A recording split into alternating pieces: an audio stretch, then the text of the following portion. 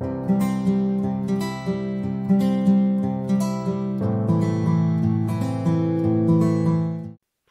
everyone, welcome back to the channel. This is the next video in the selector playlist series.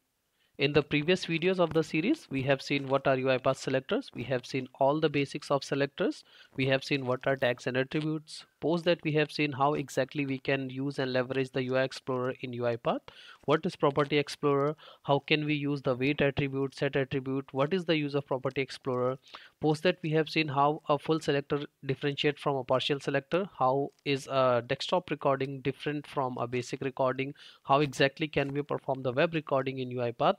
And in the latest one, we have seen how exactly can we use an index or a variable inside the selector.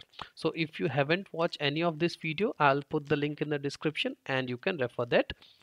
Having said that, let us see the agenda for this video. In today's video, we are going to see an activity which is provided by UiPath, which is called the anchor activity. We are going to see how exactly can we use that and what are the different properties of the anchor activity. So before directly jumping into the automation and the UiPath Studio, let us see what exactly is the problem statement for us. So this is a website which is open in front of me. This is called the RPA challenge website.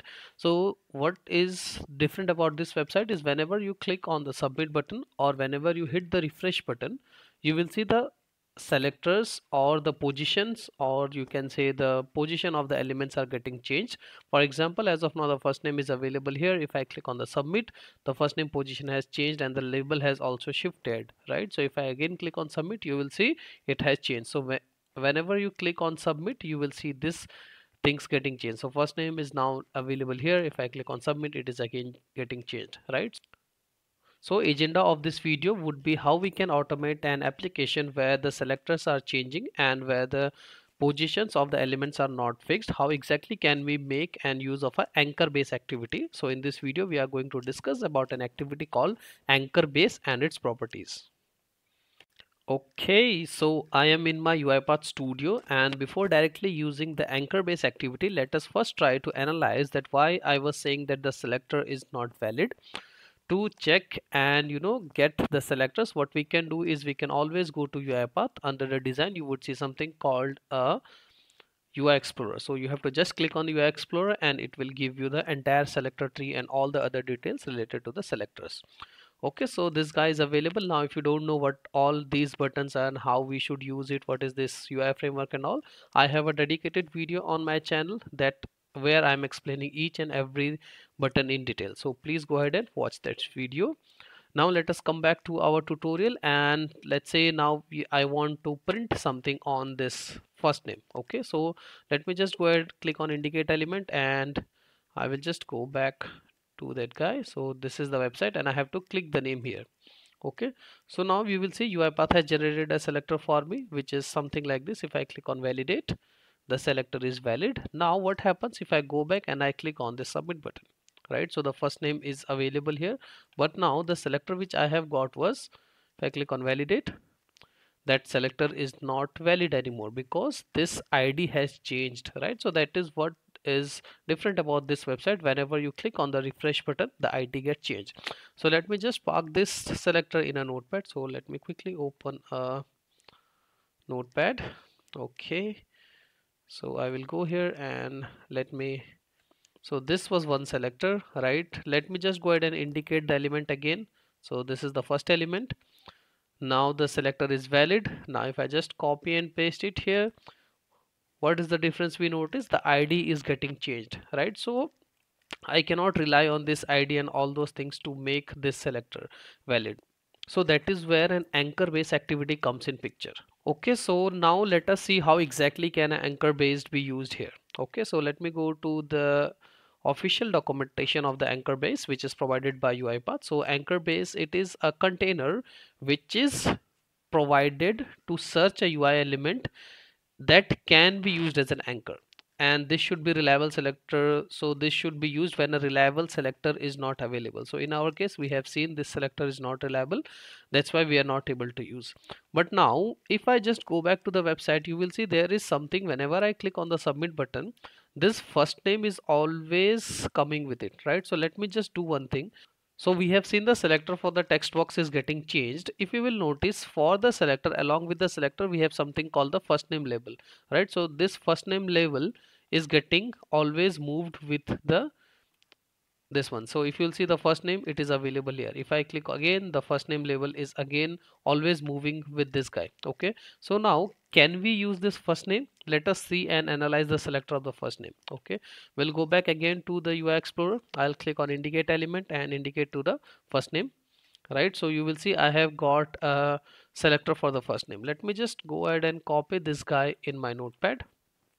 Okay, and let me just go back again and click on the submit button.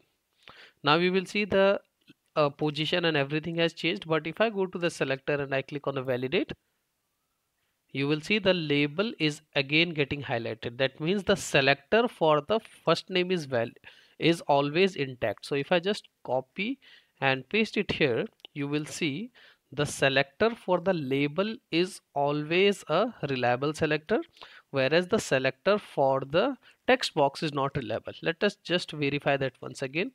I will go back here and I'll click on the submit. Now the alignment has changed. Let me go back here and I click on validate again. Awesome. And if I click on highlight, it is correctly able to identify, right? So that's how the label for the first name is reliable, right? So now how can we use the anchor activity here? Back to my UiPath Studio. So I have this website and now let's say I want to type some name here. Okay, so how do we type a name? So we take an activity called type into activity. I will point it to the element on the screen, which is this one. So this text box I want to print, and what exactly I want to print? Let's say I want to print UiPath, right? Let me save everything and run the automation. If I go ahead and run the file, now UiPath robot will work and it has print UiPath. Okay, now what happens if I just click on the submit button? The layout has changed. Let me go ahead again and run the file. Okay, I have pressed the debug. Let me just quickly stop it. I will go here and run the file. Now UiPath will look for the selector for 30 seconds, and after 30 seconds, if it is not getting the element on the screen, it will give us a timeout error. So now what exactly it is doing? It is just looking for the first name text box, and since we have clicked on the submit button, the layout and the selector would have changed. Now what is happening? UiPath will keep looking for 30 seconds, and after 30 seconds it will give us an exception saying that selector was not found. So that is what I meant when I say the selector is not reliable. Okay, so you will see the selector is not found because of this thing, because we have seen the selector is not reliable. Now this was without using the anchor. So let me do one thing. I will just park this selector for a while in my notepad here like this, and I will just write here selector. Okay, so this was some selector. This is without anchor because we want to actually notice what exactly is the difference.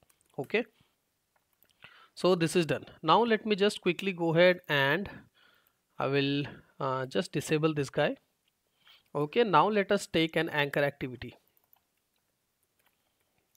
Okay, I will drag and drop an anchor base activity here. So now we will see there are two activities. One is the anchor and one exactly is the activity that we want to perform. Now in our automation we have seen that this label was having a reliable selector because we have changed the submit button and this was reliable, right? So what I can do is I can always take an activity called find element and I will point it to the label. Which is the label? The label name is the first name. And what exactly I want to do? So I want to do a type into. Now let me go ahead and drag and drop a type into activity and indicate it on the screen like this. Now what is happening here? And let me just give it a value here, UiPath. So what is happening here? We are telling UiPath to look for a label on the screen.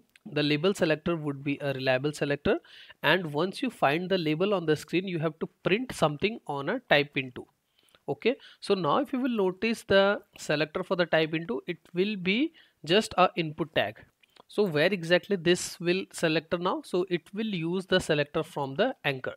Now let me go ahead and save everything and let's try to run the file now, right? So if you will see here and if I click on submit, now it has changed. Let us try to run this automation now. Run the file. Okay, and robot is executing and UiPath was correctly able to print UiPath. Let me click on submit and change the layout. Now the layout has changed. If I go here and run the file, UiPath is correctly able to print the first name here. Again, let me click here, and in every, so as of now it is available at the last, right? So let me go here and run the file, and UiPath is correctly able to print in the correct element. So how this is working? Because we have given an anchor to a reliable selector, and in our case the reliable selector is the name of the label. And we have seen that by using the UI Explorer that every time when I change, this selector was reliable. Okay, now let us quickly go to the properties of the anchor base and see what exactly are the properties we should take care of. Okay, so these are the common ones, that is continue on error and the display name. That means if this is specified as true and in case there is some exception, UiPath will ignore the exception and continue to the next activity in the workflow. And display name is this display name. So for example, this is an anchor base for first name. You can just do it like this, and that's it. It's a good practice to always have the display name specific. Okay, now there is a property which is called the anchor position. So as of now, if you will see, the anchor position is specified as on, top, left, right, top, bottom. So what exactly is this setting? So if you will just go to the official documentation of the anchor base, you will see this is the input and what is the position of the anchor. So where exactly is the anchor located? So if I ask you in this screenshot, where exactly is the anchor located, right? So anchor is located at the top. If I just change it now, where exactly is the anchor located? The anchor is located at the top. So if it is located in front of it on the left, so the anchor position will be left. If it is right, it can be top and it can be bottom. So how exactly can we decide and what are the changes we get, right? So let me just do one thing. I will quickly go here and take a anchor base. So if you'll see, as of now anchor is here and the activity is here, right? So if you'll go to the properties and let me just change it to right. So the now anchor is on the right and the element is on the left. If I change it to top, so anchor, okay, let me just go ahead and change it to top. Anchor would be on the top and the activity will be at the bottom, right? If I change it to left, the anchor is on the left and it will change accordingly, right? So where exactly is the anchor position? And if you are not sure of that, what you can do is always there is an option of auto. So that will, if you'll just go to the documentation again, anchor position, specify to which edge of the container is element anchored. Auto, if selected, the bottom case is not considered. Okay, so let me we'll just park this one. So if you'll just look at this one, left searches for UI element to the right, top, right, bottom, these are self-explanatory. On top, searches for the UI element that has a label on it. Okay, and auto, if selected, the bottom case is not considered. Searches for the UI element, so if you will select auto, it will look for the UI element to the left, to the right, to the bottom of the container. But what is the order? The order is right, then left, and then bottom. So the closest one is selected, so it will just look at the distance. So if you will see, if you will just read the documentation, if selected, the bottom case is not considered. Search for the UI element to the left, right, and the bottom. The closest one is selected. If multiple elements are found at equal distance from the anchor, so what is the order of execution? First it will give priority to the right, then the left, and then the bottom. So this is how the anchor position work, and you can always do that change in the property here, and you can see where exactly it is looking for the anchor. And if it is keep changing, you can always go ahead and change it to auto. So now I hope you understand how exactly can we use the anchor base where the selectors are not valid. So that is all for this video. I hope you like this video. In case you like this video, please do subscribe to the channel, and happy automation.